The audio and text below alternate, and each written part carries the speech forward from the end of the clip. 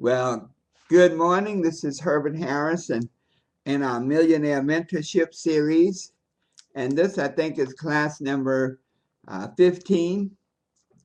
And the topic for today is, you know, how to make the changes for your success. We all have things that we want to be, do, and have. But the key to making them happen is to make the changes in our lives necessary. It can be changes in our lives with respect to our personal lives. It can be changes in our lives with respect to our businesses. And so how do we make that change effectively? How do we make massive change? And the key to that, the first step to making the change is to have a vision. It is said, where there's no vision, the people perish. That you must have a vision of that which you're seeking. Many of us are in businesses, and whatever that top position is, for example, be it a diamond, a ruby, a platinum, a pro 10, whatever it is, they have a vision of yourself achieving that top position. In your personal lives, it may be that you are pursuing, you may be pursuing education, a degree, that have a vision of how it's going to be when you achieve it. If it's Some people are really motivated by money. Well, have a vision of what your life is going to be when the money that you're seeking comes into your space. So if you can't picture it, you can't do it. And so when we start talking about change, there are two types of changes. And they're what you call changes from and changes to. And changes from represent change that's brought about out of necessity. A person who may be in a painful situation, an unhappy environment, an unhappy situation, or one who has experienced many failures in business. We literally fail our way to success. I'm always reminded of Thomas Edison and his 5,000 failures to identify the filament. And those 5,000 failures did not deter him, did not depress him, did not discourage him, because he looked at them from another light, that he had successfully identified 5,000 ways that will not work. And so when we take journeys from, we're often coming away from a situation, and all we know is we want to get out. All we know is we can't do that any longer. All we know is we have to change, and we go just flying out into that void of hope. So journeys from or changes from are good, but they are almost changes without direction, changes based on circumstance. The most powerful changes in your life are changes to. And here we have a vision, here we have a target, here we have a mark that we're seeking, and so changes to something. In life, to happiness, to success, to money, to accomplishment, to a pen level. And the interesting thing about it is changes to are much more sustaining than changes from. Changes from may be a temporary fix, but they are not generally a sustained change. So when you have a change from a situation, there's a tendency to drop back into it when the stimulation disappears. But changes too are most powerful and often most permanent, because you literally create a harmonic relationship between you at this particular point in time and the vision of that which you're seeking. And so therefore, once that harmonic relationship is achieved between you and your goal, your vision, you become magnetic, and the law of attraction really works on your behalf. It begins to attract into your space the people, the experiences, the money, the wherewithal you need to sustain and achieve that change. So, number one, to have a vision. The four things that we really have to focus on in changing are, number one, to change our thoughts. If we don't change our thoughts, Earl Nightingale said, you become what you think about most of the time. And so most of the time, if you're thinking about nothing, you become nothing. Most of the time, if you spend your time watching other people's dreams on television or in movies, then you literally have given your God-given thoughts and abilities away. So to first change our thoughts. And the law of change says, be not conformed to this world. In other words, whatever your present condition is, you can change it, but be you transformed by the renewing of your mind, that in order to get from where you are to where you want to be, you must change your thinking. And so in business, very often, the thinking of possibility is opposed to limitation. For example, in any business that you're in, there's the need to reach out and we'll say prospect or introduce others to your product or service or your program. Okay? And if your thoughts are that, for example, your product or service is too expensive, then guess what? Everybody you meet is going to feel that it's too expensive. If your thought is that your good or service that you're marketing is that these people in this area are not interested in success, then it's absolutely true. I think Henry Ford said, if you think you can or you think you can't, you're right. So whatever your thoughts are, that becomes the blueprint for your life and for your success.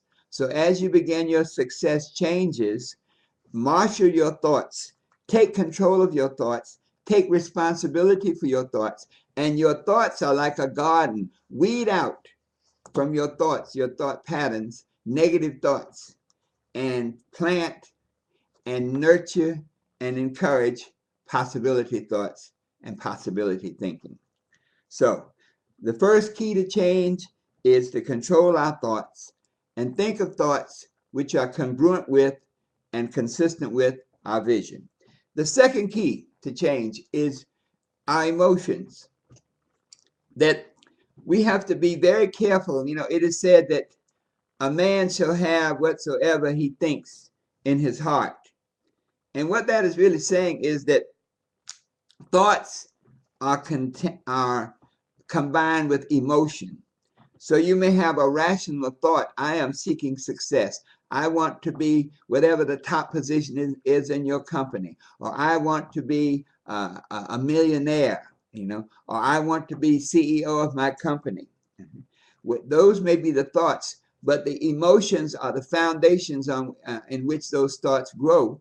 And so if you have an emotion of, for example, a thought of fear, an emotion of fear, where you literally fear success, then you will, even though your thoughts are in the path, your emotions will cause you to seek failure out of the jaws of success. If you're the emotion, for example, of insecurity, as you begin to make the changes in your life or in your business, it becomes clearly obvious that you have to get out of the box, that you have to get out of your comfort zone. If you stay in that zone in which everything is comfortable, then change will not occur. Change comes from creating discomfort with an idea that this discomfort, present discomfort, will be rewarded at a later time with great comfort. And so there's a sacrifice concept involved there. So work on your emotions. Many times, our emotions are often the results of our childhood, of our early experiences, of past experiences in our life. So if we let past failures capture us so that we think inside that we're going to fail, and not worse than that we feel inside that we're going to fail. So even if we say, oh, I'm going to be whatever it is, I'm going to be CEO of my company, okay? But inside in your emotional state, you're feeling unworthy and insecure that, that it's not going to happen. Believe me, it's not going to happen. Another emotion that really can hamper you is your concern about what other people think. That people don't like me. That expectation that people will dislike you, that expectation that people do not want to help you, that expectation that people won't respect you. All of these are a great emotional stew that out of which you brew failure. We call it failure soup, a failure stew. So the second key to change is to look at your emotions. Look at those things that were your comfort zone, and look at the emotions that are congruent with that which you're seeking. We always go back to the vision. And so if you're seeking to be a top person in your company, you're seeking to be the pro 10, the diamond, the ruby, the whatever the top position is in your company. Okay. And you're not feeling it inside. When you can't feel how it's going to be when you achieve that whatever $100,000 a month income. If you can't feel how it's going to be when you walk across the stage and you see thousands of people cheering you on, then guess what? It will not happen. And those success changes that you're attempting will not manifest. The third key to that change is your habits. As you begin to create positive success thoughts, possibility thoughts, I can do it thoughts, as you begin to delve into your history, your background, to clean out those negative emotions of insecurity, doubt, and fear, and replace them with emotions of security, of confidence, of courage. As you do that, all of this is superimposed upon the habits that you have developed over your lifetime. And so as you begin to pursue your vision, what are the habits that will encourage your vision manifestation, or those habits which will undermine your vision manifestation? So look at your habits. Do you have a habit of tardiness? Do you have a habit of not being prepared? Are you captured with the crises habit? Do you have a habit of wasting time? Do you have a habit of putting dollar time on penny jobs? Do you have a habit of being easily distracted? Do you have a habit of just losing focus? Whatever your habits may be, as you focus on your vision, you will begin to, and we're always into a self-analysis part. A part of the success change that's necessary in your life is to constantly monitor your progress and understand what's either bringing it about or slowing it down. So your habits are key. Any habit that you have cannot be changed simply by a decision. It must be changed by decision and continuous action. It is said that any habit that you can do consistently for 19 days or 21 days, that habit can be ingrained into your personality, into your being. One of our challenges, one of our classes many years ago, one of my teachers had a habit, and he said, in planning your day for 21 days, we had to take a cup. I had a beautiful brass and silver cup. And in the morning, we were to set that cup up and say, my day is open and I'm ready for success. And at the end of the day, you were supposed to turn that cup over and you say, this was a great day. I did everything I could to make my life the way I want it to be. And you had to do that for 21 days. If you missed a day, if somehow your life got so out of line that you went out hanging and you got home late and you were tired and you got into bed and you forgot to turn your cup over, you had to start over again. That's a lot like making your plans, your daily plans the night before to make your day the way you want it to be. And let me tell you, once you did that for 21 days, you found that your life became almost focused on getting that thing done, of opening your day with power and consciousness and closing your day with satisfaction and results. The fourth key to your change that will make your change permanent, that will make your change massive, is your associations. It is said that birds of a feather flock together, and that's the way to make things better. As you begin your success journey, you become like a light bulb in the darkness. You begin to attract all kinds of gnats and mosquitoes and bugs and people with negative or bad intent into your space. You begin to attract folks who literally want to undermine you, dream snatchers. And some of them are friends and family.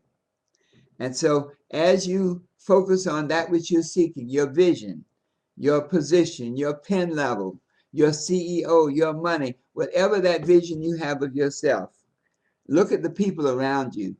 And if these people are not compatible with, excited about, supportive of your vision, then you need to leave them. You need to get away from them. Because when you're involved with other people, remember when two or more gathered on one accord, I am, which is the making power, I am among them. When you have two people who are gathered on different accords, the I am power turns to the failure power. In other words, you don't get the bang for the buck, you get the explosion for the destruction. And so surround yourself with people who are like-minded. Always remember this. If you are the smartest person in your group, you're in the wrong group. If you're the richest person in your group, you're definitely in the wrong group. You always want to surround yourself with people who are smarter than you, who are wealthier than you, who have achieved things that you're seeking.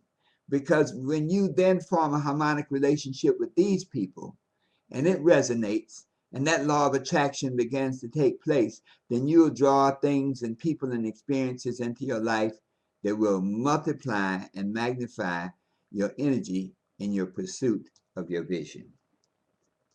And so when we talk about the massive changes in our lives, we must remember first, we must have a vision, a clear vision of what we want to be, who we want to be, how we want to be. It is said, write that vision and make it plain upon tablets, that you may run that readeth it, that you may act on that vision. Though it may tarry, the vision, though it may tarry, wait for it. The vision is yet for an appointed time. Your vision has a consciousness and a life of its own.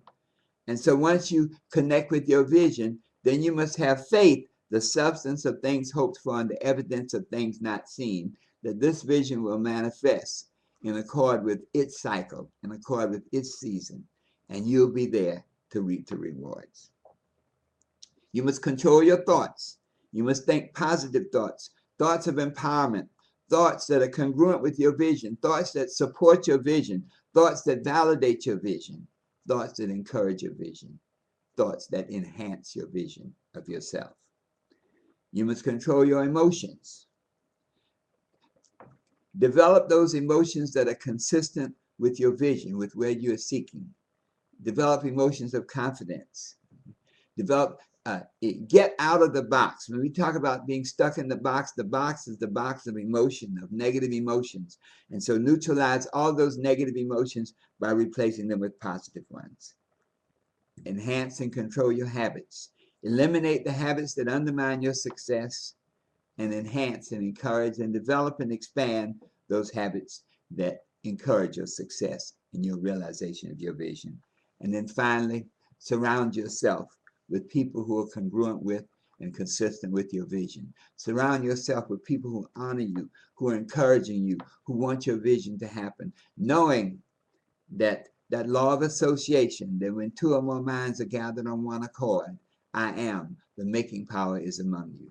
So surround yourself with people who are going in the same direction that you're going, who are encouraging you, who want you to be successful, who can help you become successful. Surround yourself with people smarter than you, richer than you, more powerful than you, so that when you form a harmonic relationship with them, you become magnetic and pull into your space and your experience all that you need to become all that you want to be, to do what you want to do, to be what you want to be, to have what you want to have, and to go wherever you want to go.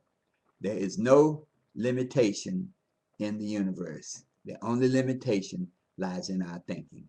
So when you make the changes for yourself to realize the vision, the goals that you're seeking, realize that your only limitation is your own imagination, and your own imagination is infinite.